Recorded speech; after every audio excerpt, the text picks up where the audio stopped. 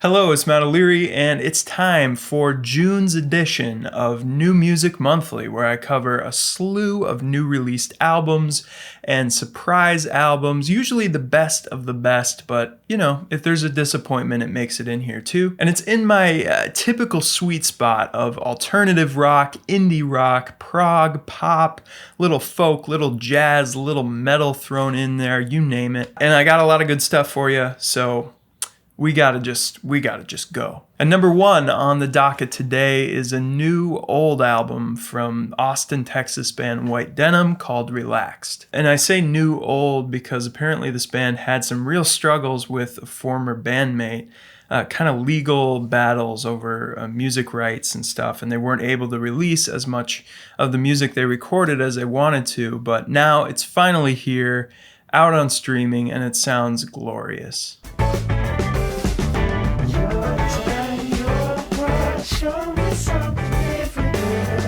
White Denim are a very unique band from Pennsylvania. They're, a unique patchwork of this soulful vocal and vintage prog and psych and jazz rock instrumentation, just kind of soaked in that world of that 70s sound. But then also some modern touches of indie rock and garage rock as well. Their aesthetic is very cool, very laid back, but at the same time, it's super smarty pants stuff. It's very compositionally dense. The fourth track, Hired Hand, just sums up their sound so well with its funky bass line and this serpentine staccato guitar line. I didn't think those two went together, serpentine, staccato, but when you hear it, you'll understand. It's got crunchy electric piano and very brisk, snappy drumming that fill things out, and it's just all a sonic feast. Bands like Woods and UMO, Unknown Mortal Orchestra come to mind, but I feel like I like the instrumentals of this band a lot more than both of those, because the whole ensemble seems to play a part, and every single instrument has something interesting to say on every track. It's not just a guitar showcase. This isn't some epic prog album. It's light, it's friendly, it's fun. Sometimes a little too friendly. The first 3-4 times I listened to this, it just seemed to breeze by at only about 30 minutes in length. And if I have a criticism about their music in general, it's that a lot of their albums seem to do that. They kind of just float on by. But with a closer listen, but with some good headphones on, there really isn't a track here that won't get you going, won't tickle your neurons or whatever. The guitar solo on Sandstorm, the piano and those auto-tune vocals on Motormouth. There's just so much brilliance on this album. White Denim, Relaxed, yes. Next up is another solo album from a rhythm guitarist in a very legendary modern rock band. This band just caused this tectonic shift on the musical planet when their debut came out in 2001. That's a little dramatic of an intro for this guy because no one has as consistently put out 7 out of 10 rock albums. Like, not 6s, but definitely not 8s. I've been alone for such a long time. Albert Hammond Jr. from The Strokes put out his 5th solo album, his first in 5 years, and he put out part 1 first, and then part 2 came out a couple days ago. Anyway, I'm just commenting on Melodies on Hiatus, part 1. And I gotta say, if this isn't the most 7 out of 10 album that's ever 7 out of 10 in the whole history of 7 out of 10s. Littered with catchy little melodies and tasty guitar licks, and quite a bit of musical variety, including an unexpected rap from rapper Goldlink on the first track, which really makes that catchy chorus just hit all that much more. I love the slithering, tiptoeing guitar line underneath the rap. It's really cool. I also love Old Man, which bops along with an 80s flavor beat and 70s classic rock melodies and this killer guitar solo at the end, which is probably his best solo on the album. I also can't get enough of that chorus on Darlin' with these excellent vocal harmonies, a very smart walking bass line, and the sweetest female vocal just mixed to perfection. I think there's some really obvious things that hold Albert's music back from being 8 or 9 or 10 out of 10.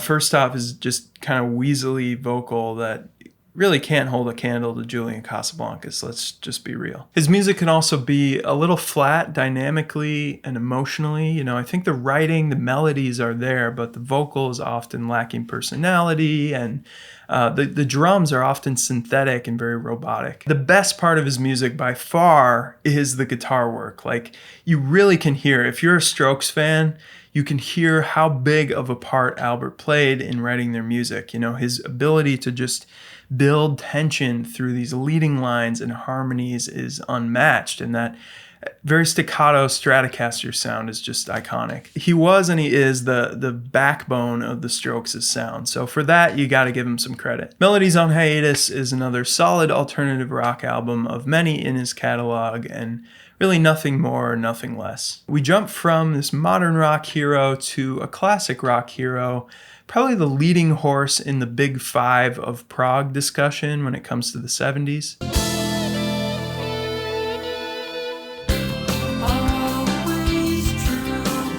Yes, it's Yes with their 23rd studio album, Mirror to the Sky. And it feels a little bit disingenuous to call this Yes like the members of Yes, because really they've had this football team roster of band members over the years, and the only remaining member is Steve Howe. But besides Howe, you know, the classic lineup that you know and love as Yes, John Anderson, Chris Squire, Bill Bruford or Alan White, depending on what era of the classics you like, and then Rick Wakeman, you know, they're all gone. But it is pretty impressive that they've continued this project of Yes for as long as they have, 50 some years at this point. And to be honest, I really haven't given much time, maybe more than one listen to any Yes album past the 1980s. But I gotta say, my prog friends, they convinced me on this one. I gotta go back, I gotta dig something good up from Yes, and I do think there probably is some good stuff in the last 20 years, because there are a lot of classic rock and prog bands that, with different lineups have made really good modern albums. And this lineup in particular delivers a very faithful Yes sound on Mirror to the Sky. John Davison has the high range. He has that pure, boyish John Anderson-like vocal tone, and Steve Howe is still so fluid and so imaginative. Billy Sherwood was probably the biggest surprise here. He really does have that meaty bass tone that really balances out the angelic purity of the rest of the band, especially the vocals. It's maybe like a lean meat, like a chicken sort of bass tone compared to the smoked rib meaty tone of Chris Squire, but it's close enough. And close enough is a pretty good way to describe this album, because if you like Yes, if you like prog, you will find something good in here, and these songs just continue to grow on me. It doesn't feel like culturally relevant or daring in the same way that Close to the Edge or Relayer or Drama did. But who could possibly expect that from this totally different lineup? In a time where their bread and butter of melodic, expansive, symphonic prog is really not on the cutting edge of music like it was in 1971. So in the current cultural and the current musical climate, really all we can expect from these guys is sharp performances and thoughtful writing, and on that they've delivered. And speaking of one of prog's big five of old, we come to a modern band with modern influences, but still a lot of the flavors of the prog heavyweights, and I really gotta say, this is my favorite prog album of the year so far.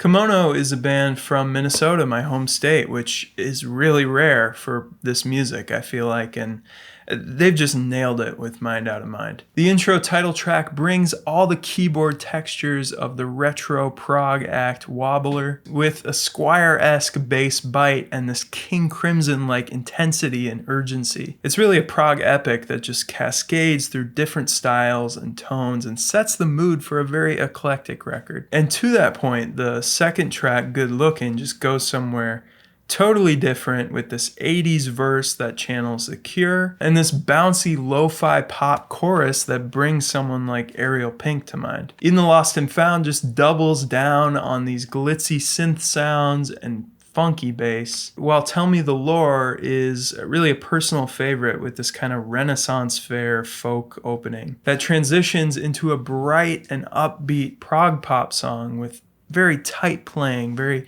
intricate little passages, and this super catchy, euphoric chorus hook. It's very Yes-like, actually, but condensed into, 4.5 minutes. I'll say the vocals across the record are mixed, kind of low, and they don't really assert themselves as a dominant personality. They're more like, kind of a nice textural element, but the melodies and the hooks are very strong, and it's not like they're just kind of droning along. They have that kind of breathy and soothing quality of a lot of Norwegian prog bands like Needlepoint and George Joe. There's just so many sounds on this album, Mind Out of Mind. It's just so diverse and really an album of the year contender for me so far. Next up is an album described by the artist as a gift to himself, and really one of my favorite singers, one of my favorite pure voices of all time, and he's turning 50 really soon, I think. If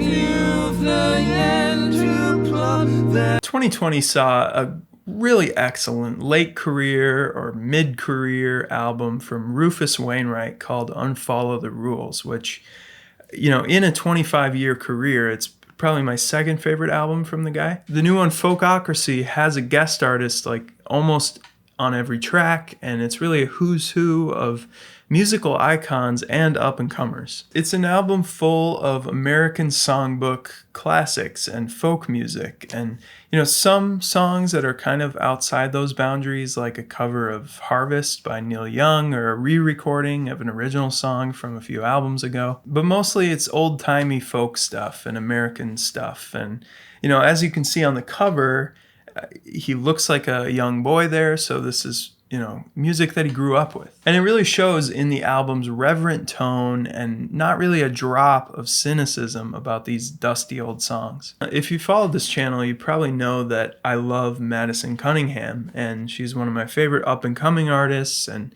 not really up-and-coming anymore, because she's got 2 albums, she's collaborated with a ton of big names, but I feel like anyone would like her. And she features on the first track here and plays guitar on a lot of other tracks. But my favorite feature by far is Rufus's collab with David Byrne on this very soft, very sweet folk song, which totally out of character and unexpected, but they sound strangely amazing together. Like, I'd love a full album of these lilting lullabies from these two. You got Madison Cunningham, you got Andrew Bird, you got Anoni and Brandi Carlile and John Legend, because apparently Rufus's Rolodex is star-studded. The album just goes on without a hitch. It's very pristine, very well performed, and that's almost my problem with it. It's almost tasteful to a fault. Most of it feels like if you were sitting at a concert and there was an old lady behind you, she would go like, "Oh, well, wasn't that nice?" This feels like a deeply personal album to him, but whatever magic, whatever nostalgia he's channeling doesn't translate to exciting and adventurous music for me as a listener. Now, with a couple cover albums in the last couple years, I really hope Wainwright gets back to writing and progressing his career and his catalog forward. Another album in this piano singer-songwriter vein came out last month, and really from the same era as Rufus Wainwright. I think of this guy as like the early 2000s college a cappella guy's favorite singer-songwriter. Never noticed the views or the walls, the whole world was closing.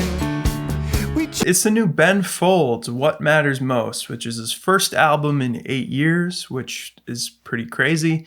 And of course, Folds does this piano-driven power pop sound, singer-songwriter thing. He was in the Ben Folds 5 in the 90s, and he's put out a number of solo albums, probably the most popular of which is Rockin' the Suburbs. It's very wordy stuff, very college-educated musically. I've never been a massive fan of his kind of dorky, super erudite kind of vibe, but he's definitely a gifted songwriter, a very talented guy. And his last album had a couple tracks I just absolutely love. So There and Not a Fan, which are just I go back to those all the time. What matters most is a mixed bag. You know, Everything Lover is everything I don't like about Ben Folds' music just wrapped into one song. Not Everything Lover, Exhausting Lover.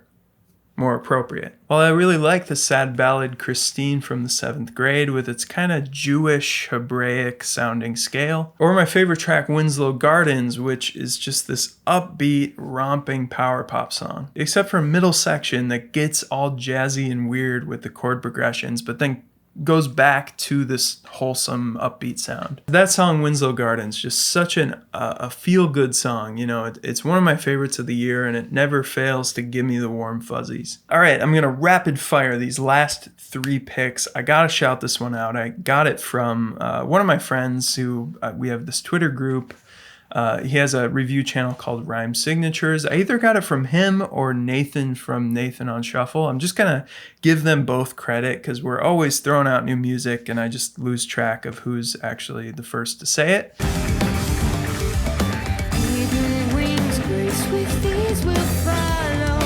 Okay Good Nights, The Fox and the Bird is an extremely diverse progressive rock album. You know, there's some prog metal on there, but there's also some lighter, poppier, and jazzier stuff. All these styles and moods done extremely competently by the versatile vocals of Casey Lee Williams. Her voice is just nuts. Like, she screams, she croons, she does it all. The Falcon, that is a killer track. I love this very frantic acoustic guitar part that drives the song. It's really the heart of the song, and then you get these chugs from the rhythm guitar and that vocal. I mean, it's all hitting so hard. If you like the guitar tone on the second half of that song, like that specific tone and that style, go listen to the band Mammoth with their EP Innate from like, I don't know, 5 to 6 or 7 years ago. Like, just do it and thank me later. On the much more accessible and quite mainstream end is the new Foo Fighters album, But Here We Are, which, talk about just a consummate professional. You know, at this point, Dave Grohl is giving us all we could ever ask for as fans of rock music.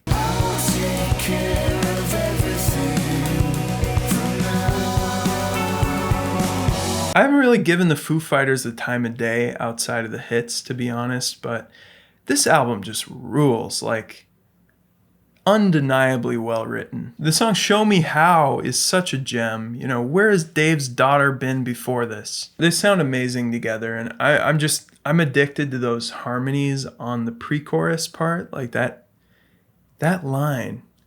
It was love at first sound. I'm going to call it quits there, even though there are a lot more albums to cover and ones that I've been sitting on for a long time. But maybe instead of waiting a month to do this next one, I'll just do it in a couple weeks. Let me know what you think of the albums I've talked about here. And as always, thank you so much for watching.